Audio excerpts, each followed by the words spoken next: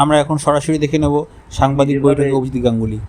শিক্ষিত এবং যোগ্য চাকরি প্রার্থীদের জীবন নষ্ট করেছেন এতদিন ধরে, একের পর এক মামলা সুপ্রিম কোর্টে নিয়ে গেছেন।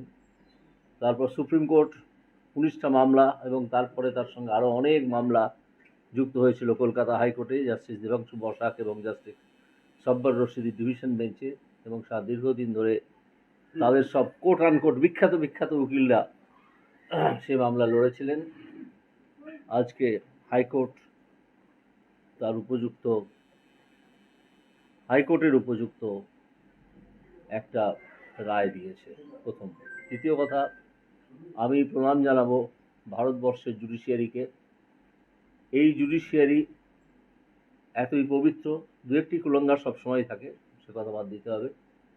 এই জুডিশিয়ারি এতই পবিত্র এবং এই জুডিশিয়ারি ভারতবর্ষের নাগরিকদের স্বার্থে কাজ করে, এবং আমি অত্যন্ত গর্বিত এবং আমি নিজেকে অত্যন্ত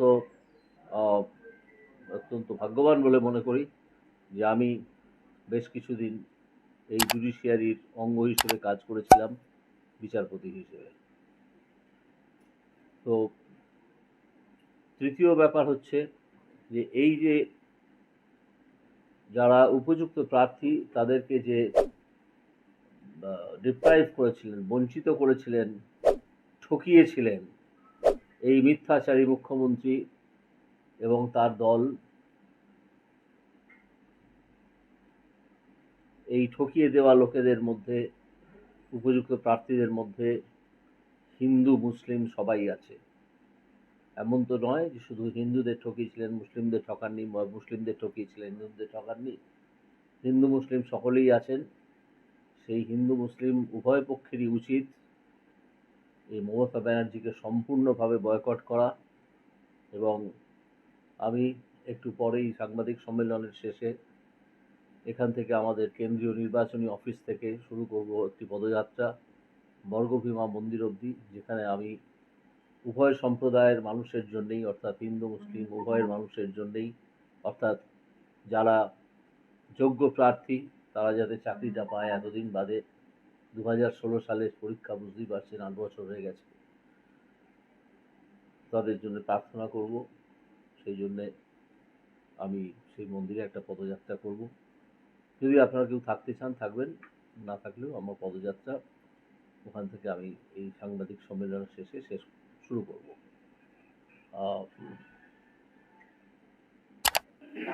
হ্যাঁ, এবং আপনি যেটা বলছেন যে ধীরে ইঁদুর ধরা পড়বে, মাথারা ধরা পড়বে, কি মনে হয় এরপরে কি তারা ধরা পড়বে? ধরা পড়া উচিত। তারা তো নিজেদের একটা সুরক্ষা বলয় তৈরি করে রেখেছে এই ক্ষমতায় থেকে। পদত্যাগ করুক না, সাহস থাকে, যদি লজ্জা থাকে, লজ্জা বলে কোনো জিনিস তাদের শরীরে থাকে, আগে তারা পদত্যাগ করুক, তারপর দেখবো ধরা পড়ে কি পড়ে না। তারা তো সুরক্ষা বলয়টা নিয়ে রেখেছে, সুরক্ষা বলয়ের বাইরে যাক, তারপর দেখবো। আমাকে তো আহ্বান করেছিলেন যে আপনি জজিওতি ছেড়ে রাজনীতির ময়দানে আসুন। আজ তো আমি রাজনীতির ময়দানে এসেছি, তাদের তো আর টিকি দেখতে পাচ্ছি না এখানে। তারা সুরক্ষা বলয় ছেড়ে নেমে আসুন, দেখা যাক সিবিআই তাদেরকে গ্রেপ্তার করে কি করে না। এমন নয় যে তারা ওখানে থাকলে গ্রেপ্তার হবেন না, হতেই পারেন, কিন্তু সুরক্ষা বলয়টা তারা ছাড়ুন। মুখ্যমন্ত্রী হিসেবে রয়ে গেছেন একজন নির্লজ্জ মিথ্যাচারী মানুষ। ক্রমাগত সে পরশুদিন বলেছেন তিনি, আমি আনন্দবাজার পত্রিকায় পড়েছি যে তার যারা জেলে আটক আছেন যে মন্ত্রীরা, তারা নাকি আন্দোলন করতে গিয়ে গ্রেপ্তার হয়েছেন। কি আন্দোলন? স্বাধীনতা আন্দোলন। জোট চুরি করছিলেন তাই গ্রেপ্তার হয়েছেন। প্রকৃত ক্যান্ডিডেটদের প্রার্থীদের বাদ দিয়েছেন, দিয়ে চাকরি বিক্রি করেছেন, কোটি কোটি টাকা রেখেছেন বান্ধবীর বাড়িতে, সেই জন্য আপনারা গ্রেপ্তার হয়েছেন। এই মুখ্যমন্ত্রীর তো ক্ষমতায় থাকার বিন্দুমাত্র আর কোনো কারণই নেই, কোনো অধিকার নেই। হ্যাঁ, আপনারা সপ্তাহের মধ্যে ফেরত দেওয়ার নির্দেশ দিয়েছেন। সেটা দিতেই হবে। তারপর আমি তো বললাম যে যারা যোগ্য প্রার্থী হিসেবে উঠে আসবেন, যাদের পুনর্মূল্যায়নের ফলে যাদের যোগ্য প্রার্থী বঙ্গবন্ধু চাকরিও করছিলেন, নিশ্চয়ই রাজ্য সরকার, তখন যে রাজ্য সরকার থাকবেন, আমি আশা করছি নির্লজ্জ সরকার আজকেই পদত্যাগ করবে। আশা করতে পারি, আর কি করতে পারি। আমার ক্ষমতা থাকলে আমি তাদেরকে কান ধরে টেনে নামিয়ে দিতাম এই ক্ষমতা থেকে। সে ক্ষমতা আমার নেই, মানুষের আছে, জনগণের আছে। ভোট এসছে, ভোট এসে গেছে, আপনারা দেখতেই পাবেন ভোটে কি হয়। এর তো শুধু প্রসারী প্রভাব পড়বে। দুটো যে আমাদের সম্প্রদায়, মূল সম্প্রদায় আছে হিন্দু এবং মুসলিম, বহু মুসলিম ছাত্রের চাকরি উনি হতে দেননি, বহু। তারা আজকে রাস্তায় কেঁদে কেঁদে বেড়ায়। কেন এটা হবে? চাকরি ওনার ব্যক্তিগত সম্পত্তি। চাকরির টাকা কোথা থেকে আসে? চাকরির টাকা জেনে রাখুন, পশ্চিমবঙ্গ সরকারের থেকেও আসে না। চাকরির যে মাইনের টাকা আসে সেটা সেন্ট্রাল গভর্নমেন্টের স্কিম থেকে আসে। সেই টাকা প্রবঞ্চনা করে আপনারা একদল লোককে চাকরি বিক্রি করে দিয়ে তাদেরকে চাকরি করাচ্ছিলেন। লজ্জারও শেষ নেই আমাদের। 23,000 স্যার একটা কথা জিজ্ঞেস করবো প্রথমেই। ঠিক আছে, আমি এখান থেকে যাচ্ছি। 23,000 মানুষের চাকরি গেল, তার মধ্যে যোগ্য কতজন অযোগ্য কতজন সেই লিস্টটা কিন্তু সিবিআই না এসএসসি দিতে পেরেছে। আপনার কি কোথাও গিয়ে মনে হচ্ছে এই 23,000 পুরোটাই একেবারে অযোগ্য? এই প্রশ্নটাই আসে না। পুরো প্যানেলটাই ওএমআর-শিট পুনর্মূল্যায়নের আদেশ হয়েছে বলে, ওএমআর-শিট পুনর্মূল্যায়নের আদেশ হয়েছে বলে আমি একটা বিশিষ্ট চ্যানেল সেখানে এই এতক্ষণ দেখছিলাম, সেখানে দেখেছি। আমি ধরে নিচ্ছি সেই অর্ডারই হয়েছে। এখন অর্ডার পাওয়া যায়নি, অর্ডার আসতে আমি জানি, অর্ডার আসতে হয়তো অনেক রাত্রির হবে, আগামীকালও হয়ে যেতে পারে। শুনেছি 354 পাতার অর্ডার। এই পুনর্মূল্যায়নের আদেশ, এই আদেশের পর আর কোনো প্রশ্ন থাকে না যে যোগ্য প্রার্থীরা চাকরি পাবেন। আশা করি আপনার প্রশ্নের উত্তর আপনি পেয়ে গেছেন। কার্যত সেই রায়গুলোকেই বহাল রাখলো, তাহলে যে এতদিন ধরে টালবাহানা আরো কঠোর হয়েছে, ডিভিশন বেঞ্চ আরো কঠোর হয়েছে।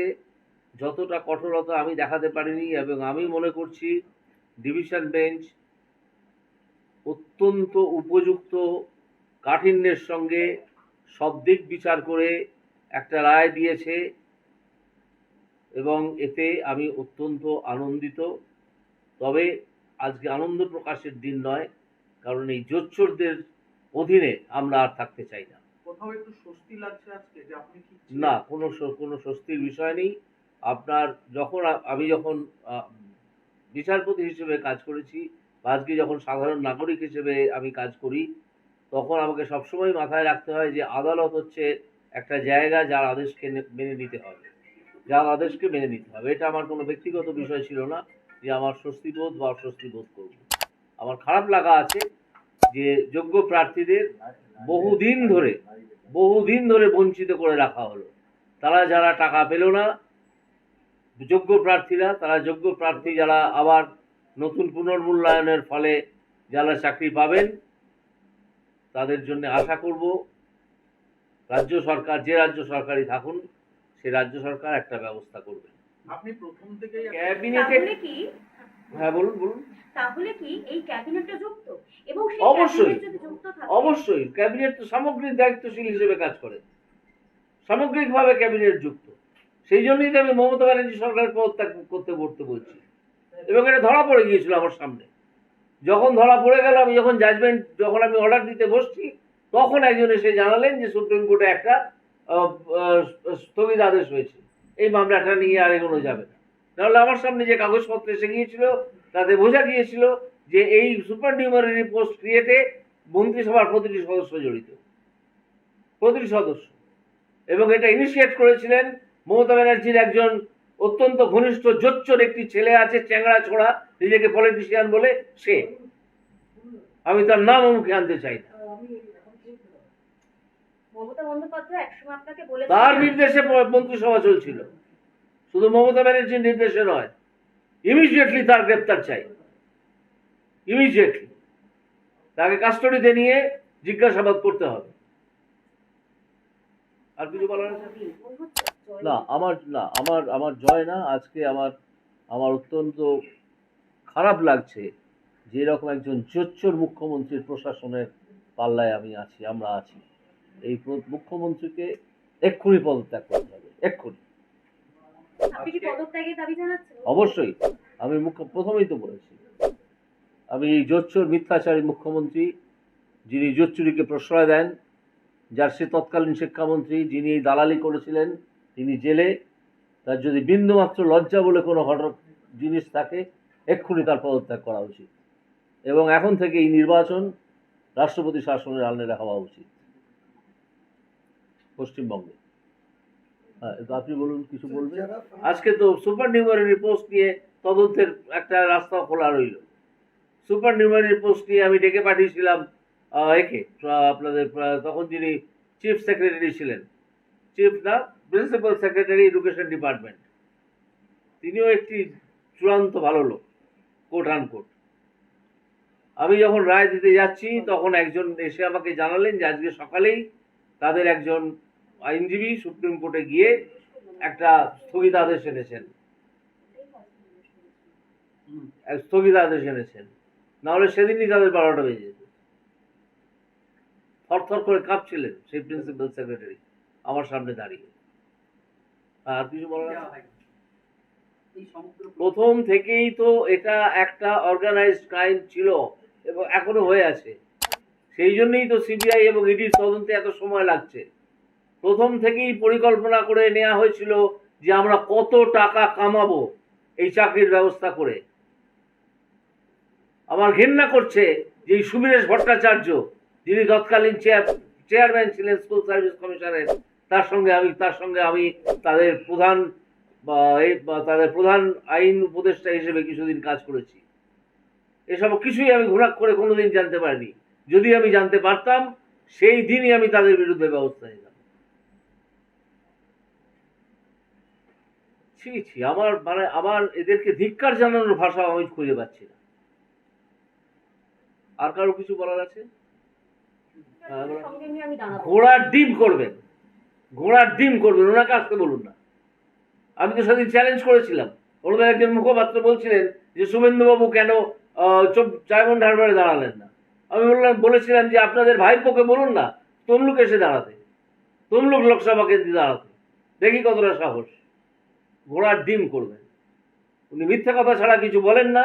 উনি বুঝে গেছেন যে উনি ভেঙে পড়ে গেছেন, এটা বুঝে গেছেন।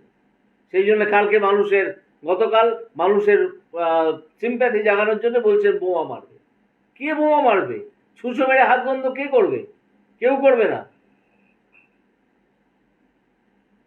আমি ধীরে ইঁদুর থেকে তাদেরকে ছুঁচোর পর্যায়ে নামিয়ে আনতে চাই।